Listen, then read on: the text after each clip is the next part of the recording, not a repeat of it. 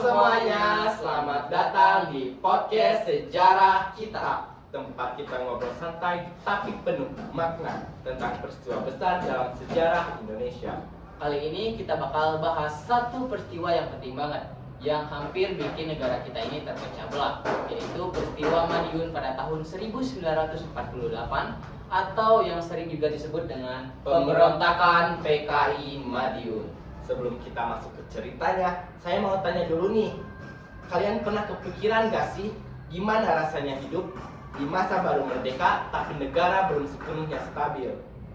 Nah, di tahun 1948, kondisi Indonesia ini emang lagi panas-panasnya banget nih. Bayangin aja, kita baru 3 tahun merdeka, tetapi di dalam negeri ini udah muncul banyak banget perbedaan tajam antara kelompok politik. Bener banget, salah satu kelompok kuat waktu itu adalah FDR, Front Demokratis Rakyat, yang di dalamnya ada Partai Komunis Indonesia yang disebut dengan PKI, yang dimana mereka mempunyai pandangan sendiri tentang arah negara, bahkan ingin mengganti sistem pemerintahan demokratis jadi sistem komunis. Kenapa ya di awal masa kemerdekaan malah muncul konflik kayak gini?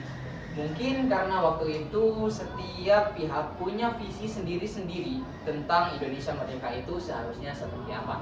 Dan situasi ini semakin rumit karena di sisi lain Indonesia juga lagi diserang Belanda lewat agresi militer Belanda yang kedua. Jadi di tengah perang melawan penjajah malah muncul konflik dari dalam negeri sendiri. Nah, sekarang bayangin deh, kalau tiba-tiba ada satu kelompok yang ingin mendirikan negara baru di tengah-tengah negara kita, kira-kira rasanya gimana ya? Itu benar kejadian loh. Pada 18 September 1948, kelompok yang dipimpin Musso memproklamasikan berdirinya Republik Soviet Indonesia di Madiun, Jawa Timur. Mereka mengambil alih kantor pemerintahan, menahan pejabat, dan menguasai wilayah sekitar. Tujuan mereka jelas, ingin mengganti Republik Indonesia dengan sistem komunis. Tapi Presiden Soekarno gak tinggal diam, beliau langsung menyuarakan, pilih ikut Republik Indonesia atau ikut Musso dan PKI di Madiun. Kalau kalian hidup di masa itu, kalian bakal pilih yang mana nih? Ikut pemerintah yang sah atau ide baru yang katanya lebih adil? Pasukan TNI di bawah Kolonel Gatot Subroto dan Sukono langsung bergerak cepat. Dalam waktu singkat, pemberontakan berhasil ditumpas dan Madiun direbut kembali pada akhir September 1948. Tapi di setiap konflik pasti akan ada yang namanya korban. Ribuan orang tewas, termasuk rakyat sipil yang tidak tahu apa-apa. Musso sendiri akhirnya tewas dalam pengejaran. Dan sejak saat itu, pemerintah makin waspada terhadap gerakan berideologi komunis. Kalian sadar nggak sih? Kadang perpecahan itu nggak datang dari luar aja, tapi bisa juga datang dari dalam. Peristiwa Madiun ini nunjukin kalau perbedaan ideologi bisa menjadi ancaman yang besar jika tidak ditangani dengan bijak.